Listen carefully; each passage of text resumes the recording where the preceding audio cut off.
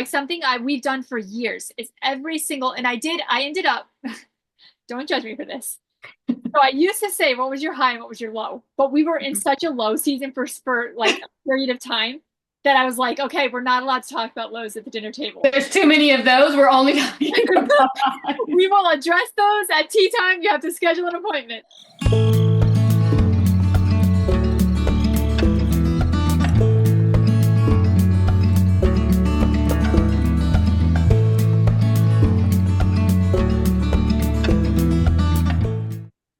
Welcome back to the Whole Topic podcast. Today we are going to talk. Stephanie is back on with me today. hello. I kind of miss doing podcasts with her, but we're both in some seasons of life that are just not all the time we can do it. But today we're going to talk about your home is a haven, a place you're called to protect. And I want to start by saying, this. There's a lot of things in this world right now that we have no control over. Like there's a lot of things happening in the world, a lot of things happening outside with friendships, relationships, all kinds of things that we have no control over. But the dominion that we do and have been ordained by God to steward well is our homes. And so I took some notes and I wanted to just talk with Steph and get some feedback and some talking points from her as well and her thoughts on it because I know this is something that we talk about a lot. Well, we Yes. talk about everything a lot, so but this is just one of the many things. Yes. Yes. Um, I'm gonna start off with this. Well, I guess I already started off with that other quote. So we're gonna go ahead and my first point in here is a quote by Elizabeth George that I love. And it says, time is never wasted when you use it to create a better environment for your family and others. Mhm. Um,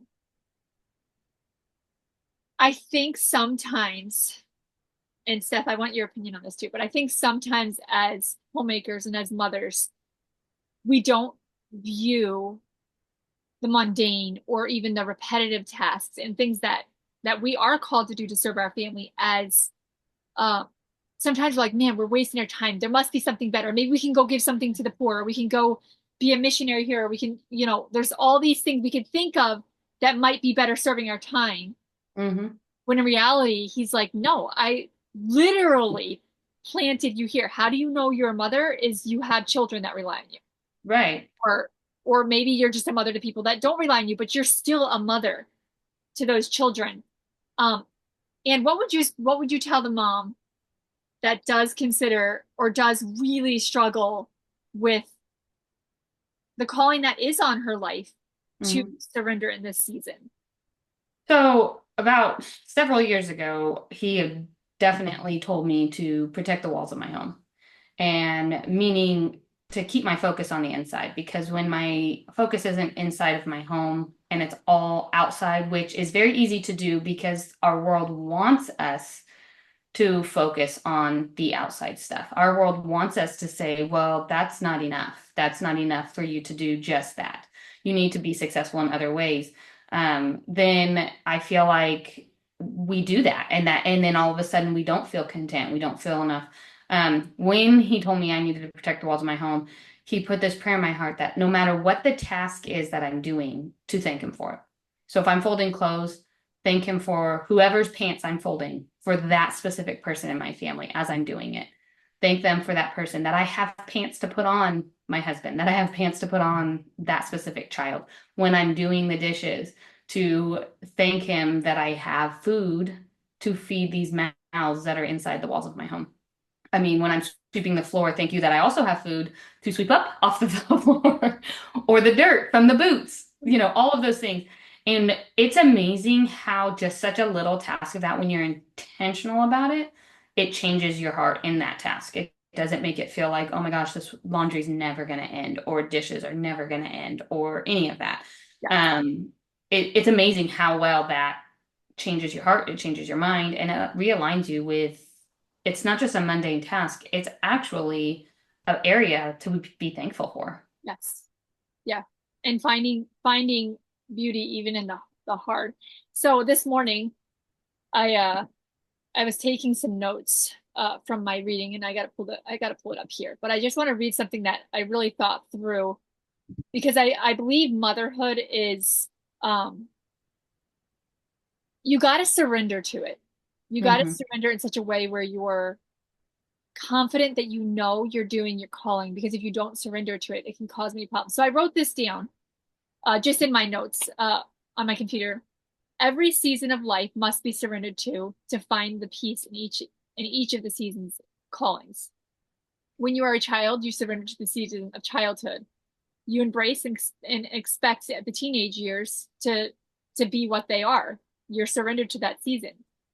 If you're a single adult years, if you're there, it has a purpose in that season. Hmm. Motherhood too is a season we get to surrender to for a period of our life, to Hmm. love, to raise, to give of ourselves, and to nurture the next generation. Learn to surrender to the seasons of life you are in, and you'll find you have more peace and grit to walk out what you're being called to do within each season. The Hmm. impact of this season goes far beyond your lifetime. It is eternal. So time is short, to live it as if today is the last. Hmm. And I think something that really challenged me when I finally realized like how much of a gift motherhood is when I chose to surrender to this season of life. Hmm. Uh, You become content with where you're at. yes, Instead, otherwise uncontent. You're like, when is this ever going to end? When am I going to be done with diapers? When am I going to be done with the hard talks with my team? When am I going to be done with the tantrums? All of those things. It becomes, you get very uncontent and you see other families and you're like, I want to be in that season yeah, instead of enjoying the season that you're in right in that moment. yeah. And a lot of times it just takes some. It could be hormonal. I know we've talked about this before. It could be Oh, like for you sure. need to get your hormones checked. It could be Yes. you're in a very abusive relationship and you need to get help for that. It could. There's many things that could play into it. But if you're just a mom struggling right now with homemaking or feeling like you're not good enough, something I like to think about is what do you want to reap in the next 3 to 5 years when your child is a different age? What what do you what would bless you to see like that is you can reap in that season? And then think about the ways you're investing into your children now. Like what would be a priority now to make that season reap beautiful results? Hmm. And then start investing more of your time in those priorities to eventually be able to reap, because you reap what you sow. Yes. Um, 100%. so that is that's the first thing. Hang on, let me go to the next. I have all my notes. I'm trying to move this little thing around. I probably should print these off instead. Okay, so the second thing is the kingdom of home is the palace of refuge and comfort and inspiration. It is a rich world where great souls can be formed and from which men and women of great conviction and dedication can emerge. It is the place where the models of marriage, love, and relationship are emulated and passed on to the next generation. One of the great losses of this century is the lost imagination of what the home can be if shaped by the created hand of God's Spirit. Now that's from a book by I'm reading right now. It's called Desperate by Hmm. Sarah Clarkson and or no, Sally Clarkson, sorry, and Hmm. Sarah May. And I've been reading a couple books in mornings because I'm just trying to like almost like re-educate myself on a bunch of different things just to Yeah. as I pour myself into motherhood. And I love the fact like motherhood helps shape history. And I don't think we understand the impact of Yeah. our role as mothers. Like Hmm. we are literally everything we do is going to affect not only our children, but it's going to affect them eternally. It's going to affect Yep. we pass on will affect. And so, not that we are the be all end all and can actually shape our child's hearts. That's God's job. Right.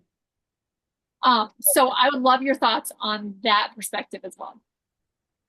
So, I mean, that I've never really heard it put in that context, but that is, I mean, how you run your home, good or bad, does seep into the child and how they're not going to run it just like you. They're home in the future, but they may take pieces of it.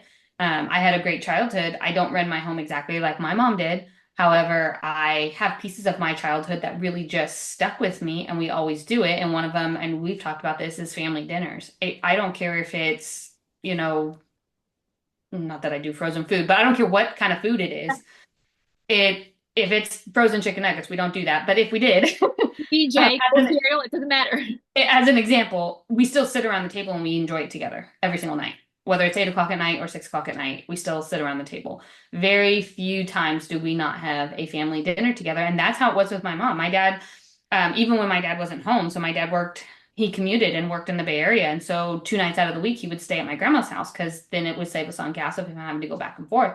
And my mom always made breakfast for dinner on those nights. And that is something in my childhood that has always stuck. But we still sat around the table and ate breakfast for dinner. We ate scrambled eggs and toast for dinner, but we still sat around the table. It wasn't on a fleeting moment. And I think that what people forget is that those types of things, whether they seem mundane, whether they seem small to you, it does shape history for your child because they do take pieces of that. And it can go the opposite. If you did not have a good childhood, those bad things have to be weeded out as a child because sometimes they take that in as well. So, like you said, we can't ultimately shape the heart of a child because that's God's job, not ours. But we can give them the tools to learn to follow God's leading to their heart, and that shapes history. So I talk with my teenager about this a lot recently. Is that my faith, my relationship with God cannot be hers. It just can't. Yep. She knows all the stories. She knows the Bible. She knows all of those things. It's now she has to have her own relationship. And guiding her in that helps her to then follow what he has led for her. And that shapes history. And I think that's the missing link that parents, they get so focused on the behavior instead of focusing on actually where we truly need to guide them to. We're not guiding them out of bad behavior. Because if that's your only goal, this is turning into a parenting thing, but if that's your only goal, then it's not going to succeed ultimately. Yeah. We can't change bad behavior without changing who they need to go to change their heart. Yes. And something that I've learned, this kind of plays into how I'll just go like our highest calling as mothers is to create a culture in home that not only honors God, but honors the peace of our home. Something that I have found when you do have that child that just seems to always be the one and honestly, I have found that one child that seemed, I can say seemed now because we've gotten over that. Good. To have that, like, I have found that instead of like trying to punish your child in a way that you're like, you need to go over there and you need to do your chores or you need to have this consequence, you need to do that. Now, that doesn't mean I don't set up a consequence and say, hey, because this happened, you're going to follow through with this. But I have found that's the time to draw them closer. Draw them closer, do their chores with them that day, spend more time with them, keep them closer because like when a lamb is sick, when a sheep is sick, we pull them out of the flock, we bring them up, we keep them closer and we tend to them. Okay, so same thing with the hearts of our children. When we can tell, and we mothers, if we're paying attention, we can tell when our child's heart is weak or they're struggling or frustrated. And that is probably the time that we need to pull them out of the flock, draw them closer. And normally it doesn't take me more than 2 to 3 days of just speaking into that child's life, working with them. And then a lot of times I find out things that maybe built up a little bit that I didn't catch that helps them, reset. Yeah. So that is true. Like just making sure that they're when the difficult child is giving difficulty, that we can draw them out of the flock and nurture them. Yeah. But creating culture of our homes, I think sometimes, and I personally don't mind social media. I think social media for reasons, I have been very inspired by other women. I mean, gosh, that's how you and I met. Yeah. Women who put out the things that work well for them in their homes. I've never once looked at those women and been like, wow, they probably have every single thing perfect in their home. Right. Once. I think that's not fair to them if someone does that to them. Right. I also appreciate when they keep their not so good business off the internet and they actually work on that quietly with their families because that's where it should be done. Mm-hmm. But I think there could be some people, well, I know there are some people that look at people and they're like, wow, I just wish I could have what that person has, or I wish our home could run like that person, or I wish. Well, one, stop wishing. The Right. aspects of that person's life that you like, it's probably because you do enjoy something like that. Mm-hmm. So implement it in your home. Yeah. You know what I mean? That's the beauty of being a mother. You create the cult, you help create the culture for your family. If Yes. you think family night is a great idea, well, figure out how to do family nights. Like if Yeah. you think tea time is a great idea, sit down and you get to create that instead of watching someone else. There's a reason you're drawn to that. It's because you Mm-hmm. probably need to figure out how to implement that kind of thing into the culture of your home. Mm-hmm. And that's a great way to protect your home is you start filling it with things that's going to be a culture that creates peace in your home. And I so, think one of the things to be careful of in that is I think all of that is very true, but resist the urge to try and make it look exactly like whoever you're following. yes, Take pieces and let it apply to your family, to your home, because somebody else's home is never going to look the same as yours. yep, And so you cannot try and mimic somebody else's life and home perfectly. yes. And And I if you think, do, then you're not being who you are. yep. And I think that's such a great point. I think taking pieces you like and throwing the rest away, because Hmm. honestly, that's how I live my life. It's if Hmm. there's something I enjoy or it's pieces of things that I have learned from other people Hmm. that I'm like, okay, I can see that fitting well into our family. I think that's such a good point though. Don't try to mimic other people. You're trying to Right. create a culture for your family and peace for Right. your home. And Yes. keeping that in mind as you, but instead of being frustrated that you don't have it in your home, don't be frustrated. Like you are in charge of your home. Of Just adding it in. yeah, just add it in and make it work for you. If you Yes. if you love artsy stuff, do art. And Yeah. don't if you're not someone who if you're someone who loves reading to your kids all day, 24/7, read more books. If Right. you love dance parties, dance your Yes. socks Yeah. off, which I'm very proud of this because my children brag to their friends that I have good dance moves. So So your dance parties are paying off. I have to celebrate that. Honestly, I don't think my dance moves are very good, but they're proud of them. So that makes me. There you go. But no, I think that's a very good that I think bringing both of those together, like don't try to be someone else because you are Right. called to be who you are. Yes. But if something inspires you as a mother and you're like, wow, I really wish that we had that kind of thing in your home, then figure out how to cultivate it in your home Hmm. that works for your family and works for your schedule. Yes. Agreed. So let's see. Oh, and that kind of leads, I guess, to the next point. In your home, you must find what brings you joy and intentionally try to add it into your day. It could be as small as lighting candles. Like I love lighting candles for dinner. So we do a lot of candlelit dinners because that's just something I enjoy.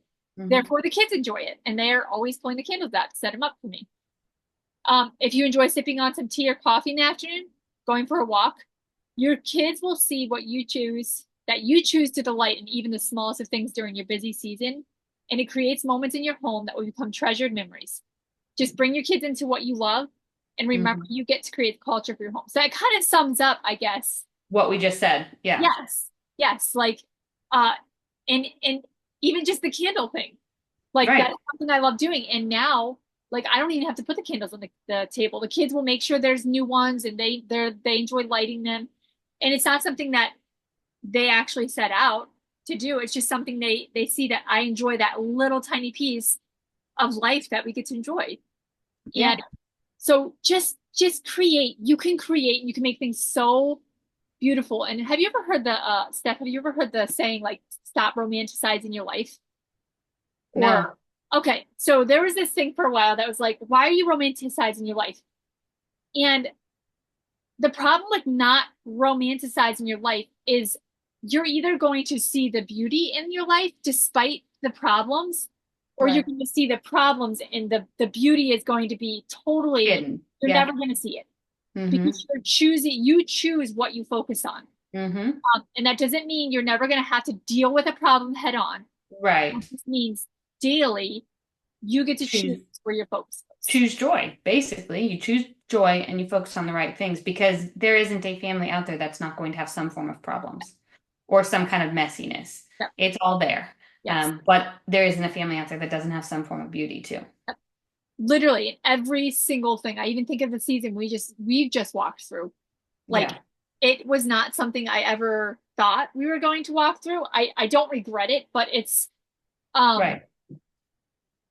there's been a lot lost this year and in a lot and through all that, living completely Mhm. off grid when I wasn't expecting to live off grid that long. Um, but there's beauty in everything. There's And what beauty. it teaches you. Yes. Yes. And then it teaches your kids like something we do around the dinner table. I think this is another way of protecting the peace of your home and creating a Mhm. culture that protects your home and creating a culture of peace is uh teaching your kids even how to be thankful. Mhm. Like something we've done for years is every single and I ended up don't judge me for this. So I used to say what was your high and what was your low, but we were in Mhm. such a low season for like a period of time that I was like, okay, we're not allowed to talk about lows at the dinner table. There's too many of those. We're only talking about highs. We will address those at tea time. You have to schedule an appointment. But you know what I mean? So Yeah. it's just for a period of time, all they get to talk about, all we all get to talk about is the beauty in that day. Like Yeah. what did we have done in that day or eat like that Mhm. we're super thankful for. And it has helped us because I think that when we focus on like this was just a season.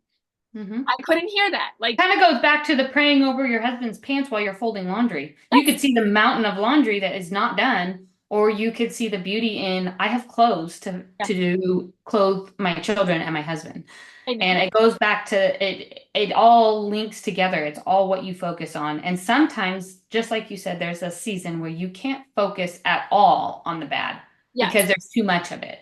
And so yes, you have to really work hard and be intentional about only seeing the good. yep, Otherwise, you will lose it. yes. And you yes, and it but it's also trained my children because like our Yeah. kids can go through hard times in life where we won't be there for them. They won't Hmm. be in the next room where we can be like, oh, buddy, it's okay. Like we'll work through this together. They're going to have to face the music on their own. They're going to have to Hmm. face eternity on their own. Hmm. And I always tell the kids this. I'm like, listen, it doesn't matter what you're walking through in life. There's always a reason that he's good. There's always a reason to trust in him. There's always a reason to say, praise God. There's always a Yep. reason for it. That Yep. you will never be able to convince me because Hmm. there's been a lot of things that I've walked through in life, a lot of things that all of us have walked through in life that are Hmm. very, very hard, but he's always been good. And that's one thing I want my kids to know they can count on. He's always good, even if the rest of the world is not. And if you can't find anything, start here with you woke up this morning. Yep. Or He's I good. have a bed. I slept in a bed I last. slept in a bed. And if you didn't even sleep in a bed, you woke up this Yep. morning. That's it. That can be where you start. It may not sound like much, but it will do leaps and bounds to and this really isn't something that we've talked about, but you do the mother's attitude sets the tone of the piece. Incredibly. 100%. You could be having the worst of days and your kids will feel it. And all of a sudden you're like, why is everyone bickering? And Yeah. then you look in the mirror and you're like, oh, it's because I've been snappy. Yep. That And yes. That is so it true. it's hard because you feel like, well, how come I have to always have a shiny face on? And that's not necessarily what we're saying, but just don't stay in those bad moments. Oh yes. Yeah. And of course there are days that are bad, of course. But Hmm. I do think I it might not be a popular opinion, but we get to choose to be intentional. Hmm. We really do.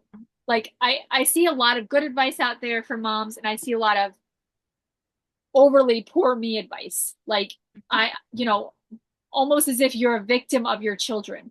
Like Hmm. I'm a martyr. You're not a martyr. Like you have one of the most beautiful jobs in the world Right. to like does it always feel great? No. Right. Now, I want to wrap up with this, and this is one that I didn't write down because it's just kind of in the title. Protecting your home. Okay, so I have this thing with me. My kids know this, like, and my husband knows this too. If I feel like someone, a friendship, a relationship is taking me and my children and our family away from actually having a close relationship with him Mm. and or going to cause chaos or peace for my children, because right now there are adult things that my kids will not should never have to deal with at this point. They're children. Right. Not that they might not have to face some hard things, but there are certain things that I, as their mother, have the right to protect them from. Hmm. So if there are relationships or anything that I see that is going to affect my children in a way that is not something I think is okay, I do have a mama bear side of me that comes out and it's like, you can hate on me, you can think I'm a horrible person, but I will cut relationships off. I Hmm. will like do whatever I have to do to make sure that the peace in our home and our children are Hmm. protected, Hmm. because that is a right and a job that I have as their mother. Right. And so I think take confidence if there's someone or something Hmm. that is that you, because we all know, like in deep in my mind or my heart, like I know when those relationships or when an activity or something I'm involved in is taking Hmm. me away from loving my children well or protecting them in the peace of our home. Right. Um, it's okay to cut that off. Hmm. It's okay to step back. It's okay to turn the phone off. It's Yeah. okay to block people on Facebook. I know that might not be popular, but it's okay to do that if Yeah. these people or it's okay to turn off whatever it is you're trying to work on Hmm. if it's taking you away from keeping the peace in your home. And just always remember that, again, it's a season. Yep. It may not be forever, but Yes. it just needs to be in that season right then. It's just we've even talked about some of the things like, with our blogs and our channels and our all that stuff going on. There's Hmm. seasons where we have felt like, okay, we're supposed to do something on it. And then Yeah, everything is a season. And I think as long as we remember that, and sadly, childhood is a short season. it is. I just had my son turn 15. He's going to Mhm. probably get his permit in the next couple weeks. And while I'm excited for him, because I know as we were all children once and we're excited to Right. grow up and go out in the world, uh, it's very short. Hmm. And I think something that my husband and I have been praying every morning together over our family, and there's something about every morning when we pray, it's like pray that we redeem the time, for the days are evil, and that we would like teach us to number our days so Hmm. we can apply our hearts to wisdom. If that's the only prayer you walk away with today, teach us to number our days so that we can apply our hearts to wisdom. Um, that's a really good place to start, because a lot Yeah. of times when you start praying like that, he's going to teach you. Just be ready to be taught, though. Yeah. Be Whether you receptive like to it the or not. teaching. Yeah, just be ready for the teaching. Um, so I think that's all I have. Steph, Yeah. anything else you can add to this? No, I think I mean, that's all such good talking points. I think we covered most of it. Yes. So just your home's a haven, a place you are called to protect. Go ahead and do that with full, like, if you're a mother, that's your job. Like, Yeah. it's kind of like if you're married, how do you know you're married to the right person? Well, do you have a marriage certificate? Did you say I do? Probably married to the right person. So Good and bad. good and bad. Yep. Um, but that's gonna wrap up today then. And I definitely plan on having Stephanie back more. She's been in a busy season of life that Yes. I'm still trying to make her be on more. She's But still not happy about. so we will pick back up next week with our next topic. And I know I said before, I'm not saying the next topic because I have so many episodes coming in and out and just trying to navigate like what I feel like is best to go out next. Just be looking for the new episode. Hopefully, and we will call it quits for today. We will see you next week.